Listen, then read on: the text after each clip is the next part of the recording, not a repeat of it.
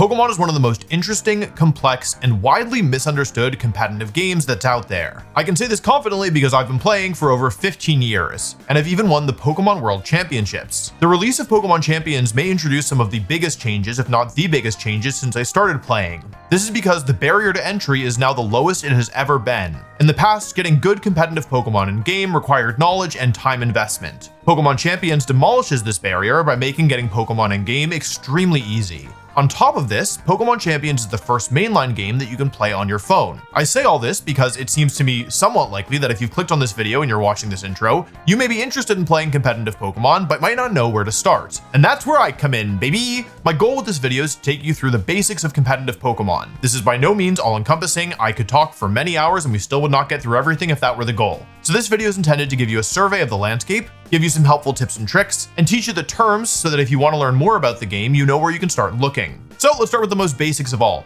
What's competitive Pokemon? Hello, what is it? Hello. At its core, Pokemon is a turn-based competitive strategy game. The goal of the game is to knock out all 4 of your opponent's Pokemon without losing all 4 of yours first. Now, reduce opponent's health to 0 is not the most novel concept in video games, but Pokemon does have an aspect of this that is relatively unique. Team building is the aspect of choosing which Pokemon and all of the details associated with them that you want to use on your team. Choosing the right 6 Pokemon for your team is an important requirement if you want to do well. Not only do you have nearly infinite amounts of combinations between the Pokemon, but each individual Pokemon can be used in such a variety of different ways that you're able to perfectly customize your team based on your playstyle and based on your preferences. The official competitive format for Pokemon also features a regularly rotating rule set. Try saying that 3 times fast. The rule set primarily changes which Pokemon are legal, but it also will change sometimes which mechanics are legal. If you don't know what this means, don't worry about it right now. The main point is that the game doesn't really get stale, at least not very quickly, because the rules are always changing and which Pokemon are good is always changing. One of the most popular rule sets from Scarlet and Violet banned all legendary and paradox Pokemon, for example. That one really shook things up. Okay, so that's what competitive Pokemon is. Why should you play it? Short answer is it's pretty fun. And by pretty fun, I think I'm underselling it. The game is very complex, very deep, and very satisfying to try and solve. One of the things that I love the most about Pokemon is that you can always get better. If there is a skill ceiling in terms of how good somebody can get, it hasn't been found, and frankly, I don't think that anybody is close. And I say this from experience. Like, I've been playing for 15 years, I've won the Pokemon World Championships, I've actually won more tournaments than any other player in history, and I tell you this not to brag, but to tell you that I don't feel like I've reached my peak yet. And that's very exciting, to be able to play a game for 15 years, try your absolute hardest, become the best in the world, and still feel like there's more to go. I think that's pretty cool. Pokemon also has a strong social aspect to it. Some of the best people I've met and some of my closest friends in my entire life are people who I've met through Pokemon. Even though this isn't a team game and tournaments are 1 player against 1 player, the fact of the matter is that Pokemon is such a difficult game that if you don't work with other people, you probably will never reach your full potential. Speaking of meeting other people, tournaments are held all over the world. I've been able to go to some really exciting places like Japan and Hawaii were some of my favorites because of Pokemon tournaments. And I have friends in countries all over the world who I only know because of Pokemon. If you love to travel and you love video games, Pokemon is a pretty decent hobby to pick up. You can also win prize money, potentially thousands of dollars or even over $10,000 from a single tournament. I don't want to emphasize this too much because while it is always really nice when you win money, I don't think that really anybody who plays because of the money. It's a nice bonus and you can use it to fund future tournaments or future travel. But if you're looking to get into a game because of like finances, I don't think this is the right one for you. Though I don't know, maybe things will change. Maybe Worlds next year will give $100 million if you win. Probably not. Okay, the last thing I want to say before we jump into the material itself is what's going to happen after this video. And I don't mean like the moon is going to blow up. Like, I mean, what are you going to do after this video, right? So I want to give you 2 different recommendations at the beginning of what you can do after, though of course there's other things that you can do as well. The first is a website called VGCguide.com. This is a website that some of my best friends and I spent over a year working on. It is a fully free, massive written guide to everything you could need to know about competitive Pokemon. We did write it during Sword and Shield, but it was written intentionally to be evergreen, so although you may see some explicit mentions to Dynamax, all the information there should be good. The second option is more recent. In fact, it's so recent that this is where I'm debuting it. The second option is wrong. Okay, here's the deal. One of my best friends in the entire world is also one of the best Pokemon players in the entire world, and his name is Marcus Hamon. Over the last few months, Marcus and I have been working on a full paid course to introduce you to the basics and intermediate concepts to get into competitive Pokemon. The course features 8 different lectures on different topics in competitive Pokemon and releases 1 lecture every single week until it's over. It's not super fancy editing, but it is nice PowerPoint graphics that will hopefully make it easy to follow. We also plan to feature quizzes for each lecture so you can review and make sure that you actually understand the topic. This was all the original plan. Originally, we wanted to partner with one of those course hosting websites, and we thought that with the amount of work that we were putting in, $20 was a fair asking price. For something close to 4 hours of instructional content from 2 veterans in the game, felt like a reasonable ask. However, Marcus and I thought about this and we realized that we could do something that's cheaper for you all while also giving you better value, and that's to host this course instead on the WolfeyVGC Patreon. The videos will all be available at the second tier, which costs $10 per month. But if you wait to join until the course is already finished, then you can get all 8 videos for just $10, which is a good deal for people who are more on a budget. Plus, the Patreon has tons of extra content that is tertiary to helping you get better. Every month I talk about a different high-level concept, which is also content you can't currently get really anywhere else. Also, if you were already a member of the Patreon, this is just a thank you for your support. Again, the main core of the important information can be found for free on VGCguide.com. I'm not trying to keep getting better at competitive Pokemon, but if you prefer a visual style or you want something that is a little bit more updated for champions, this is my recommendation. Anyway, with all that being said, let's jump into the actual material itself. To start, let's cover the very basics. If you've played a mainline Pokemon game before, you're going to be familiar with many of these. Feel free to go ahead and skip to the next chapter if you don't need a refresher. Okay, so how does a Pokemon battle actually work? The official competitive format uses double battles, meaning you have 2 Pokemon on the field at a time against your opponent's 2 Pokemon. Even though you will have 6 Pokemon in your party, you only select 4 of them each match. In a Pokemon battle, both players will send out 2 Pokemon to start. They'll also have 2 Pokemon in the back that they can switch into. You pick your moves at the same time as your opponent. Once both you and your opponent have selected a move for each of your Pokemon, the turn will play out. Moves are resolved from fastest to slowest based on a Pokemon's speed stat, though there are many exceptions to this. You're also allowed to switch to any Pokemon that you have in the back of your team, but unlike the single player campaign mode, you cannot use any items from your bag. So no revives, no hyper potions, no full heals. Now each Pokemon has 1 to 2 types. These are your fire, water, grasses. Each type has strengths and weaknesses. This is the full type chart. I know it seems overwhelming, you really don't need to memorize this. You should still eventually learn the type chart because while the game will show you how effective your move is against your current target, maybe you want to think about what will happen if your opponent switches out. The way that types work generally is each Pokemon has 1 to 2 types, and each move has only 1 type. There is an exception, don't worry about it, okay? It doesn't matter. Moves will do more damage if they are especially effective against a defending Pokemon, and they will do less damage if they are not effective. If a water type Pokemon attacks a fire type, that move will deal double damage. If it attacks a grass type, it will do half damage. These multipliers can stack and cancel each other out. If a water type attacks a fire and rock type Pokemon, the move will do quadruple damage because both fire and rock are weak to water. If a water type attack goes into a grass and water type Pokemon, that move will only do a quarter of the damage because both grass and water resist water. If you use a water type attack against a fire and grass type Pokemon, that move will do neutral damage. The type chart seems like a lot at first, but the more you play, the more easy it becomes to understand intuitively. Let's talk about stats. Each Pokemon has 6 stats, which are HP, attack, defense, special attack, special defense, and speed. When your HP hits 0, your Pokemon is knocked out and can no longer battle. Your attack and special attack stats are your offensive stats. Even though every Pokemon has both an attack and a special attack stat, the vast majority of them will only effectively make use of one of those, whichever is higher is the typical rule, though there are some exceptions. The community classifies most Pokemon as physical attackers or special attackers depending on which attacking stat they prefer. Damage is done calculating the user's attack stat, whether that be physical or special attack. If your Pokemon uses a physical attack, damage is calculated with the user's attack stat and the defender's defense stat. If the user instead uses a special attack, damage is calculated with the user's special attack stat and the defender's special defense stat. So if your Pokemon has a really high physical defense stat but takes a special attack, your physical defense does not matter. Most of the time. Yes, there are exceptions. It's not the point, okay? The final stat is speed. Speed is arguably the most important stat in the game as it determines the order in which Pokemon move. Unlike the other stats, speed only matters if you're faster or slower. It doesn't matter how much faster or how much slower you are. If your Pokemon is 1 point faster than your opponent's Pokemon, this term will play out the same way even if they were 100 points faster. For this reason, speed is also seen as the most complex stat. Every Pokemon within a species shares the same base stats. These are Charizard's base stats. Every single Charizard in every single game shares these base stats. However, Charizard's actual stats can vary. This is because you're able to influence the stats of your Pokemon. Your base stats determine your Pokemon's starting stats. How you train the Pokemon from there, though, is up to you. If you are curious, at level 50, which is where the official competitive format battles take place, a Pokemon's starting stats are its base stats plus 20. So Charizard, who has 100 base speed, if you don't give it any training, will have a speed stat of 120, assuming the nature doesn't interfere. The exception to this is HP, which for some reason is your base stat plus 75. We'll talk more about stats later.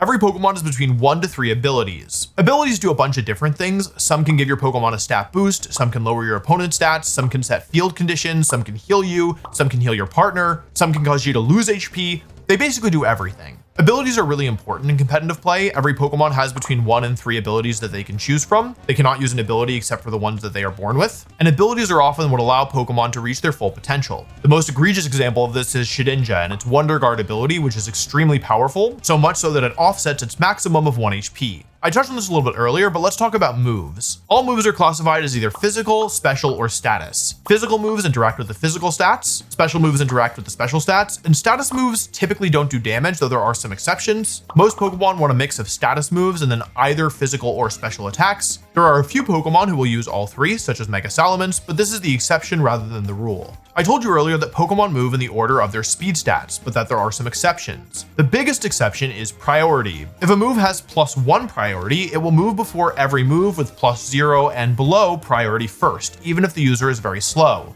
So an Azumarill that uses Aqua Jet, which has speed priority +1, will move before a Deoxys speed using Psychic, even though Deoxys speed is way faster. Some moves also have negative priority. The most famous example is Trick Room. The moves like Roar and Whirlwind also have negative priority. You can check the priority of moves in Pokemon Champion, so if you're ever confused as to why your Pokemon moved later or earlier than you expected, the first thing you should check is the priority of the move that you used. Some moves inflict status conditions. Status conditions are debuffs that you primarily want to inflict on your opponents. Poison is the simplest, it does damage over time. Poison will always do 1/8 of the target's HP unless they are badly poisoned, in which case it starts at 1/16 and increases by 1/16 every single turn the Pokemon remains on the field until they switch out. The burn condition also deals damage over time, though it only does 1/16 at a time. The benefit of burn is that if a Pokemon is burnt, all physical moves that they use will be cut in power by 50%, which is a huge reduction.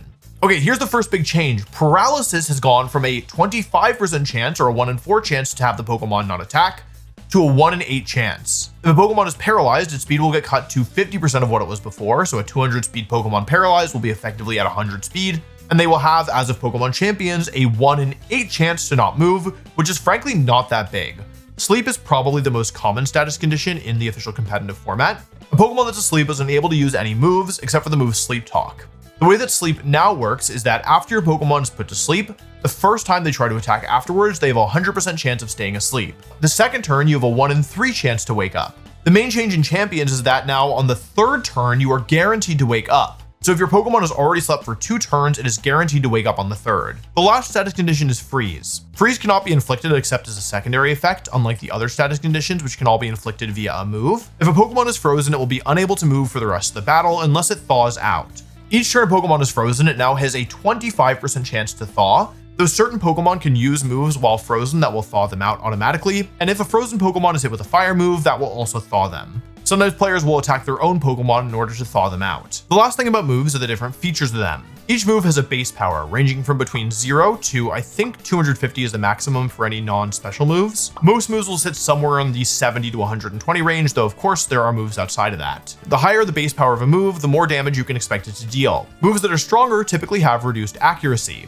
Accuracy of a move ranges from 30% to 100%. If your move is less than 100% accurate, it may miss on occasion. The last feature of moves is their power point, or PP for short. Your power points are how many times you're allowed to use a move in each battle. These will automatically be replenished, as well as all of your Pokemon's health and any status conditions cured at the end of each battle. Okay, so now that we've talked about the basics, let's talk about how to actually battle. If you want to play against other people, the first thing you need is a team of 6 Pokemon. You also don't need to build your team yourself. You can use something that in Pokemon Champions is called a replica team. Replica teams are the modern version of rental teams, where you can use another player's 6 Pokemon and all of the sets and details about them, although you won't be able to make any changes. Once you have your team of 6, it's time to battle. The first stage of every battle is called Team Preview. Team Preview is the 1.5 minute long section before a battle begins, where you get to see which 6 Pokemon your opponent has, and then choose which 4 of your 6 Pokemon you want to bring to the match. The first 2 Pokemon you pick are your leads. Your leads are really important, so make sure you choose them with intention. You'll pick your Pokemon based on what Pokemon your opponent has. If your opponent has a ton of Fire-type Pokemon, maybe you won't be bringing your Grass types. Team Preview is a really complicated stage of the battle, even though it seems like it should be simple. If you're new to the game, you'll probably find it a little overwhelming at first. Just keep playing and I promise it'll get easier. Also, both VGC Guide and the course have dedicated guides to Team Preview if you want to learn more.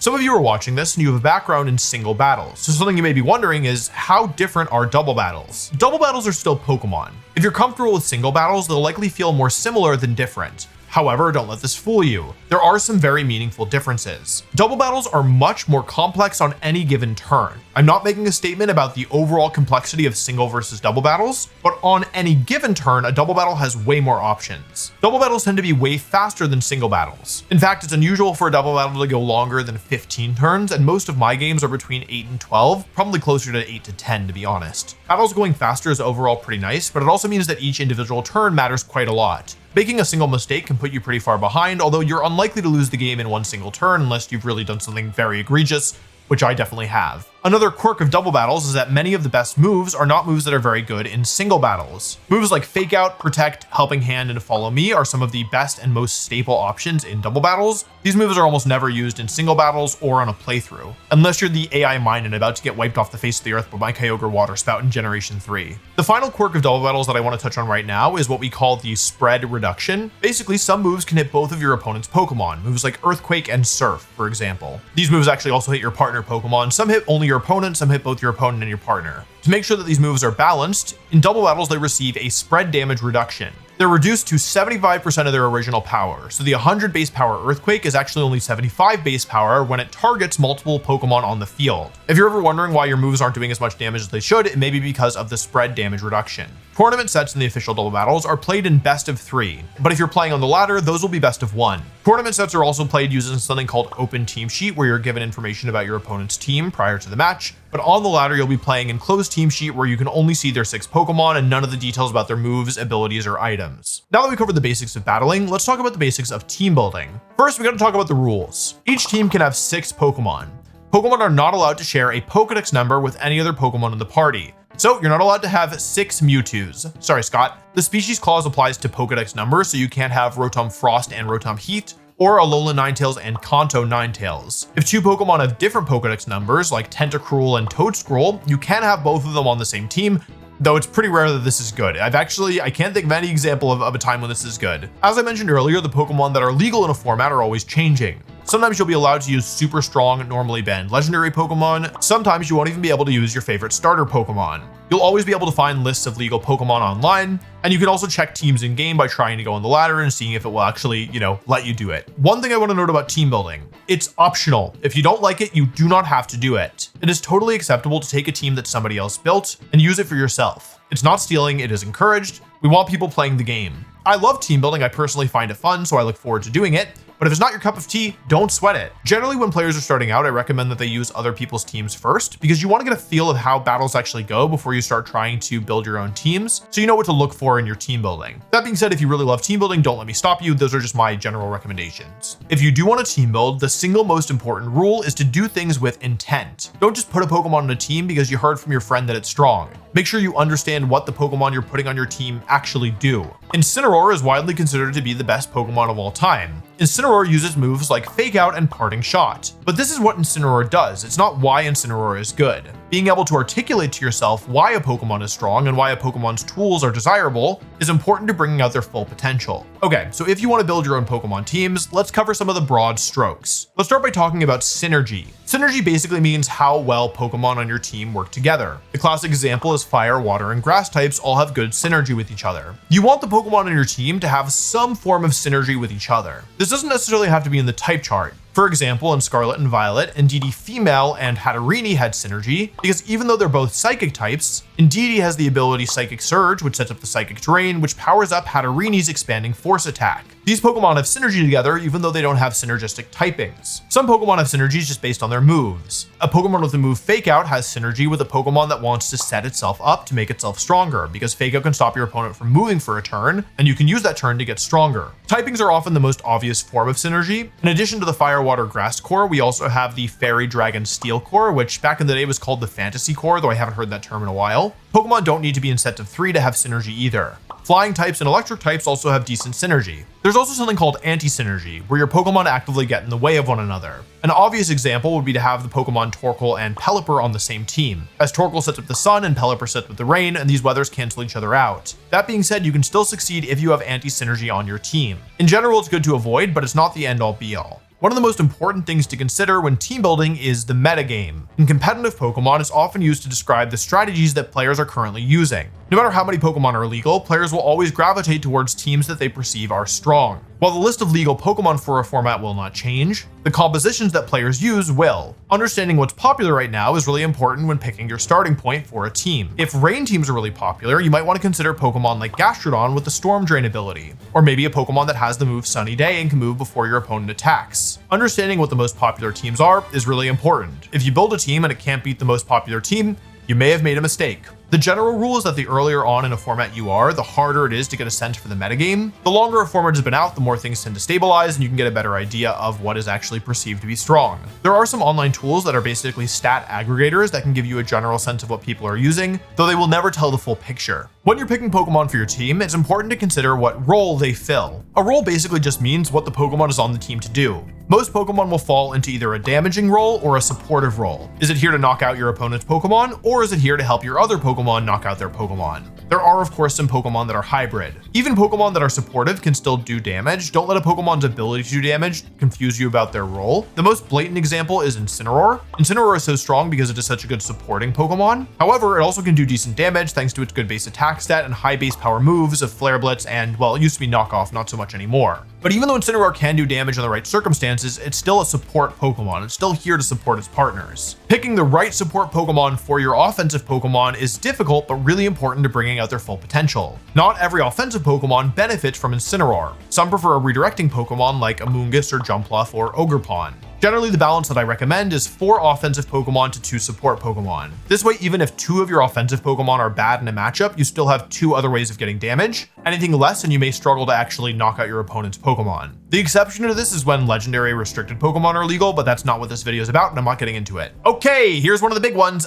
We have to talk about training. Okay, we mentioned earlier base stats, and a Pokemon's actual stat is its base stat plus 20, except for HP, which is plus 75. But then you can train your Pokemon even further. In Pokemon Champions, you're given 66 extra stat points that you can distribute among your Pokemon stats. Every one of these 66 points that you put into a stat raises that stat by 1. You can put a maximum of 32 points in any given stat. On top of this, you also have access to Natures. Natures raise one of your Pokemon stats by 10% and lower another one by 10%. The general best practice is you want your Nature to raise your highest stat, though there are exceptions to this, and you want it to lower whichever attacking stat you're not using. So physical attackers use a minus special attack nature and special attack users use a minus attack nature. There isn't an objectively correct way to train a Pokemon. My general tips are you want to think about doing one of 2 things. You either want your training to accentuate a Pokemon's strengths. So for a fast and frail Pokemon like Infernape, you want to just max out its speed and its attack because that's what it's already good at. The other option with training a Pokemon's stats are to compensate for a weakness. So in our Infernape example, maybe you'd prefer to use a bulkier Infernape. Most of the time, especially when you're starting out, I recommend emphasizing a Pokemon's strengths. You can get a lot of mileage by covering for weaknesses as well, but it's harder to know which Pokemon this is good on. Like bulking up your Infernape, it's probably not very good. Is my honest opinion, though some Pokemon can really benefit from subverting expectations. If you're not sure which stats to maximize, the general rule is if your Pokemon is offensive, just max out whichever attacking stat they're using and their speed, and if they're defensive, always max out their HP, and then you can either split the bulk between the defenses, or if you want to actually do damage, you can put some points there too. It's fine to do this kind of haphazardly, especially when you're starting out. The important thing is to just take note of when your Pokemon doesn't feel like it's being used to its full potential so you can make adjustments. When you become very comfortable with the game, you may eventually train your Pokemon with specific goals in mind. For example, maybe you want your Infernape to outspeed Charizard, or maybe you want it to survive Dragonite Draco Meteor, or maybe you want to try and KO Incineroar with close combat. Top players choose their Pokemon stats based on the Pokemon they want to beat, but when you're starting out, you don't need to worry about that, in my opinion. Some of you watching this want to use your favorite Pokemon. You're the #1 Barbaracle fan, you're the #1 Mothim fan, right? And some of these Pokemon are not very good. However, Pokemon is a game where you don't need to always do the most optimal thing if you want to win. Plenty of players have seen success, myself included, by using Pokemon that were not considered to be as strong because we were able to bring out their unique strengths and also take advantage of the surprise factor. If you have a Pokemon that you really want to use, you should understand what your Pokemon's strengths are. Figuring out which of the popular Pokemon your favorite Pokemon is strong against will help you pick the right moves, stats, and item to take them down. This is easier with some Pokemon than others. If your favorite Pokemon is Incineroar, congratulations, you won the lottery. If it's Burmy, reverse congratulations. Burmy has like 4 moves. Wormadam's not much better though, sorry Burmy. If your favorite Pokemon is like Altaria, maybe your best bet is to use it when weather-related strategies are really popular because Altaria gets the ability Cloud9, which can shut down weather. If your goal is to be the world champion, you may not be able to use your favorite Pokemon, but if your goal is to, have fun like a normal normal person, then don't let anybody tell you that you can't use your favorites. Just like make sure you temper your expectations depending on how good your favorite is. Okay, so you made it through this whole video, and now you're thinking to yourself, man, this sounds pretty good. I think I want to compete. I think I want to enter tournaments. Well, the good news is you can. Congratulations, there's a circuit. There are real life tournaments and online tournaments. The Pokemon Company International Circuit has events in North America, Europe, Latin America, and Oceania. If you're outside of these zones, there's a link in the description to help you find events. Also, these regions only cover the Pokemon Company Internationals circuit. The Pokemon Company (Japan) has its own thing that they use to qualify players for the World Championships. Korea has its own thing. There's a couple other ones as well. But if you're in one of the regions that I mentioned and you go to a sanctioned event, if you do well enough, you will be awarded something called championship points. This is the currency used to qualify for the World Championships. The top championship point earners in each region will also receive a stipend if they attend major events, and the stipend is normally more than you would need to go to the tournament in the first place. Even if you're not aiming for the World Championships, there are other benefits as well. Last season, everyone who earned above a bar of championship points received a special Pokemon trading card promo. These were called Ace Trainer rewards, I believe. The lowest level of tournaments are called locals. There are two levels of local events called League Challenges and League Cups. These are lower stake events in your local community, which are a great opportunity to meet new people. League Challenges can be held every month, but League Cups can only be held every 3 months. League Cups give more points. Many stores will run their monthly challenge on the same day as their quarterly cup. If you want to find a local event near you, I've included links to the event Locator in the description of this video. The first of the major events is called Regionals. These are held frequently around the world, and most countries should have at least one each season. These are large events, often approaching almost 1,000 players. They take place over 2 days, and if you do well, they award a large amount of championship points. The penultimate level of official tournament are the International Championships. There are only 3 of these across the entire world each season. They're held in Latin America, Europe, and North America. These are huge tournaments. They award the most championship points out of any event, and they're also a great event to spectate. These are the first level of tournament that feel like a Pokemon convention as well as just a tournament. And the final tournament doesn't award any championship points because it is the Pokemon World Championships. This is the only Pokemon tournament where you need an invite to compete. It takes place at the end of the season in August. If you live in a region with championship points, you qualify by being one of the top earners of championship points over the course of the season.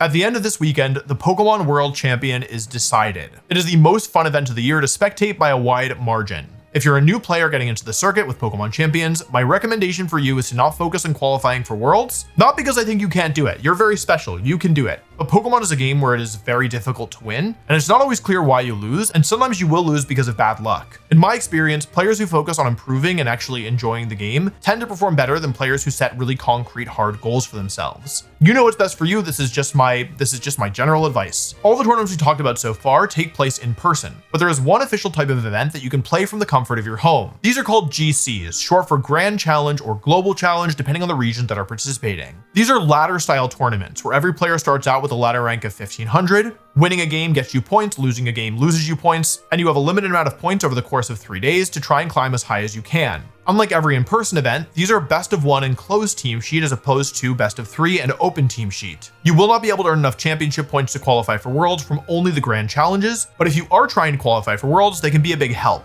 Championship points in the Grand Challenge are awarded by region, so even if you're 10th overall, you might be 4th in North America, so you'd get the championship points associated with top 4 in North America. There are also unofficial online tournaments that aren't part of the circuit but are still quite prestigious. The 2 main websites for these are Limitless and Victory Road. These don't award any championship points, but they will sometimes award prize money. And if you want practice in the game, these are some of the best ways to get it. They simulate the real life tournament experience, and you'll often play against strong opponents, and you can also do it from home, which is a big plus. Competing is a lot of fun, but it's also pretty stressful. If you're interested in getting into it, I recommend pacing yourself, don't burn out, focus on making friends, on having a good time. It sounds generic and it sounds kind of like everybody's a winner, but I feel qualified to give this advice because I've been playing for so long.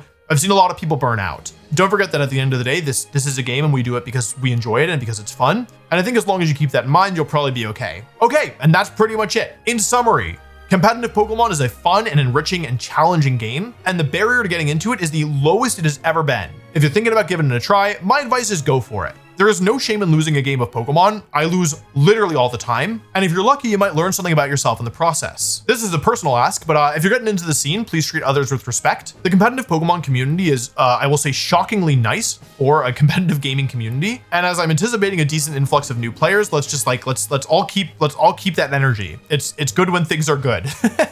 And if you want to continue your competitive Pokemon journey by learning from this old guy, not only am I posting a video on this channel every single day during the month of champions, which is the remainder of April, but also you can check out vgcguide.com for free. And you can also check out the masterclass. Thanks for watching, and I'll see you tomorrow for more champions content. Bye bye, bye bye, bye bye. My throat hurts. Bye bye.